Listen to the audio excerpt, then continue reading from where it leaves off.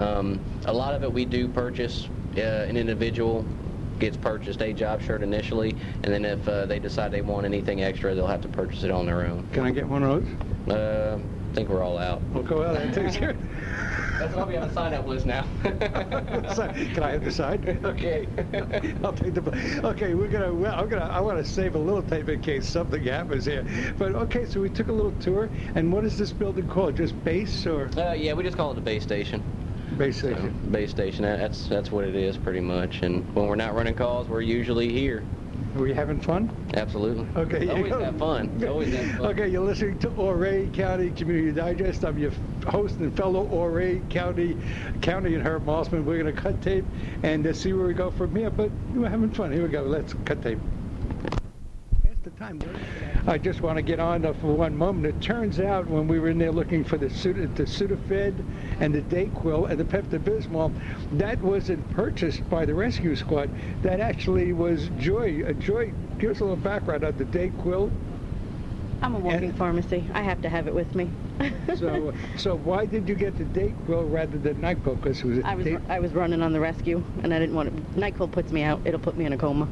Okay, so then that's why you went with the Dayquil. So there was sense made out of the Dayquil and all that. Yeah. So you used Dayquil, and so you were able to use it at night. The Dayquil doesn't put you to sleep. Nope, it keeps it. I'll stay awake. So between my Dayquil and my coffee, I was good to go. So that's the difference between the Dayquil and NyQuil. One is a put you to sleep. The other one won't put you to sleep. Yeah, no, NyQuil puts me right out. It'll put me into a coma for at least good 12 hours. Okay, so then the Pepto-Bismol, the Dayquil, and the Sudafed all belong to me. Yes. Okay. And then Matthew, thank you, Matthew. You're talking about donations, and I think because you guys were on the program about a month or so ago when it was o-ree County Community Calendar. Now it's Digest, but you were saying about donations. Let's say, okay, you're a volunteer, so you pick up a person or somebody unfortunately, you take them to the hospital. It could cost $800 to $900. The insurance does pay for this. If they have insurance, they'll cover it, but they don't cover it all. I guess they have a deductible, whatever the case is, some sort of thing like that. And then you kind of send out a letter, not a bill, but just to let them know what was not covered, and if they'd like to make sort of a donation, and anything will do. It's very important to let people know that you're not tax-based, as you said. Correct. But if they care to add a couple of dollars for your upkeep and all that, it's appreciated. And give a phone number and website also. Yeah, like I said, we are not tax-based. We are solely on donations and a very little bit of grants from the federal government. As I said, very little from the federal government. All the members here at the squad do run without any monetary gain, which means we do not pay any of our members to run. It's all volunteer, as is like I said.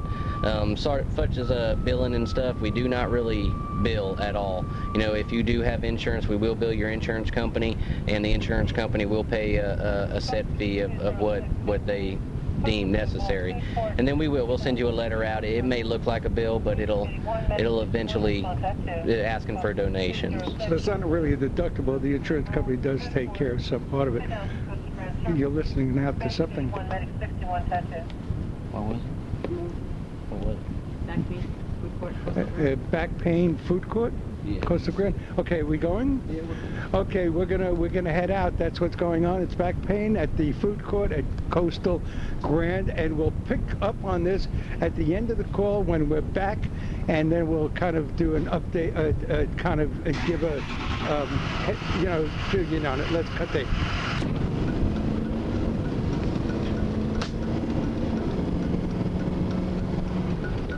Hearing this out. Let's shut tape now. 61 over here is the third court.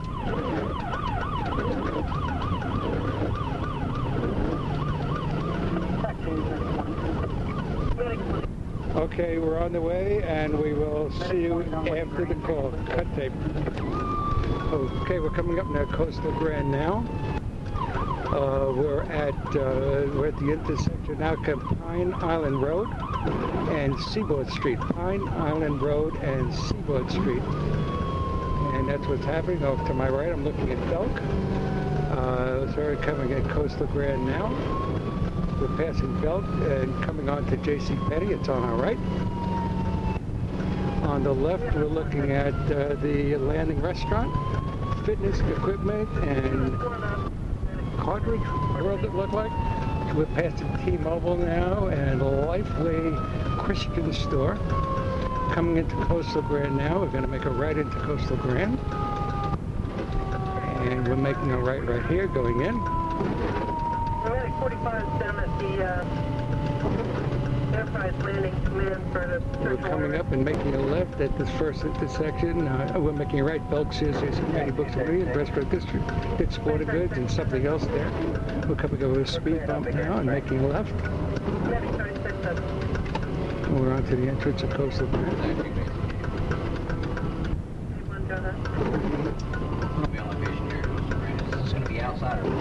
This couldn't have been more than 5 minutes just now from where we were. I think it probably took us about 5 minutes. We're pulling into the entrance now. And here is where we'll cut tape and pick up afterwards. Let's cut tape. I do hear another vehicle coming.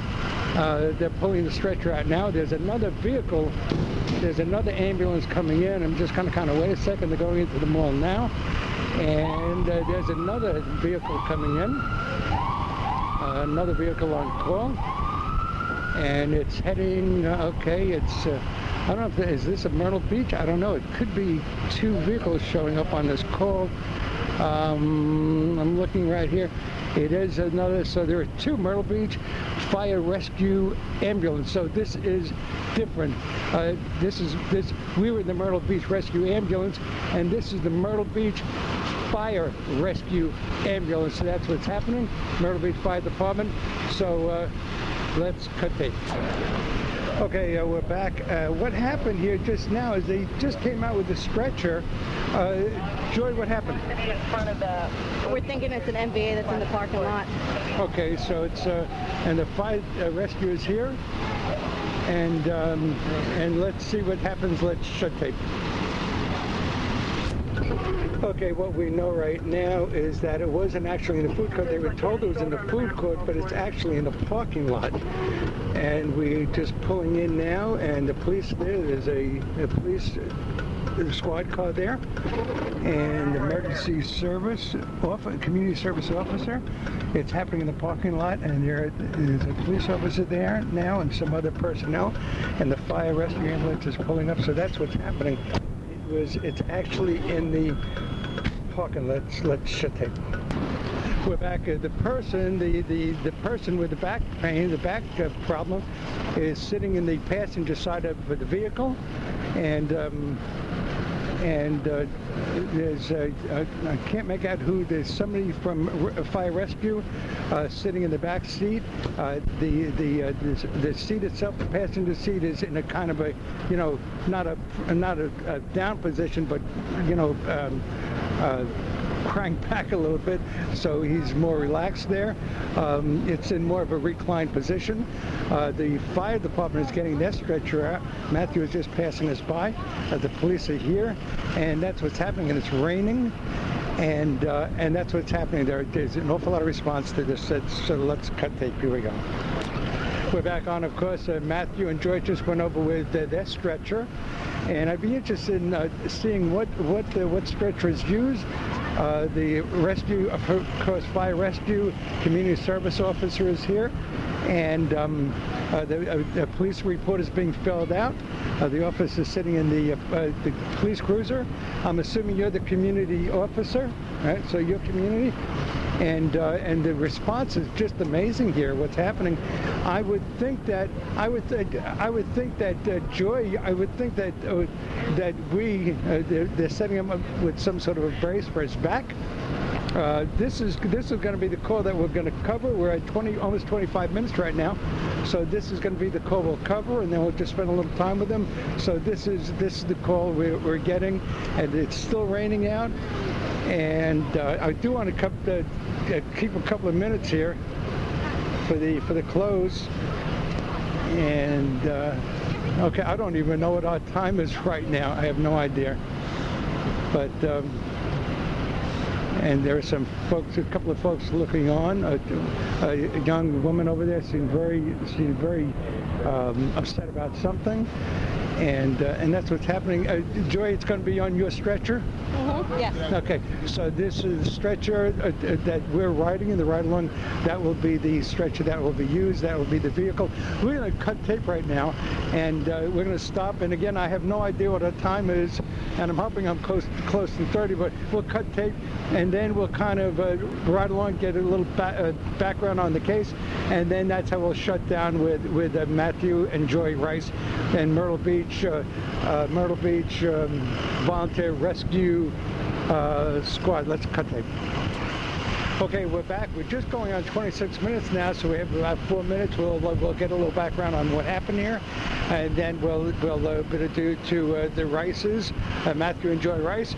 We're at Grand Strand Medical. That's where the patient was taken to Grand Strand Medical. Just to let you know, a little background now, the couple, the girl that seemed agitated, standing alongside in another vehicle. At first I thought there was a family relationship there, but she was standing there with a guy and his girlfriend. They were having an argument, a lover's quarrel, a lover's spat. It couldn't get too out of him because there are the police presence and the fire department. So I guess if you're going to have a lover's quarrel, do it where nobody can possibly get injured badly. So that was happening. It was a young couple. They were having a disagreement. Again, Joy called it a lover's spat, lover's quarrel.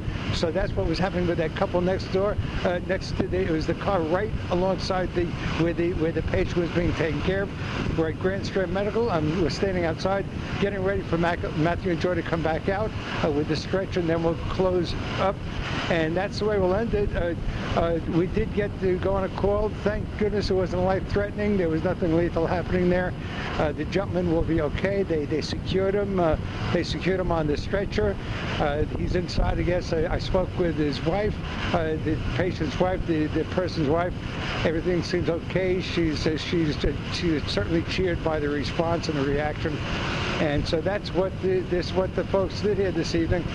This is the call, and I'm not sure what time it is. It's probably around 9 o'clock, something like that. But I'll get the exact time just for posterity. So that's what's happening. We're waiting for Matthew and Joy to come out, and then that's how we'll close. And it was a call. We did get to hear a call, and thankfully, thank you, it wasn't anything life-threatening. So let's cut tape. Here we go. Right now we're having that cup of coffee. CW's coffee from, I don't know, a Scotchman something, a 62nd Avenue North in Kings Highway. I'm having a latte. Joy, what are you having? Plain coffee. And what are you having? Just having a French vanilla cappuccino. Cappuccino, so latte, French vanilla cappuccino, and the plain coffee.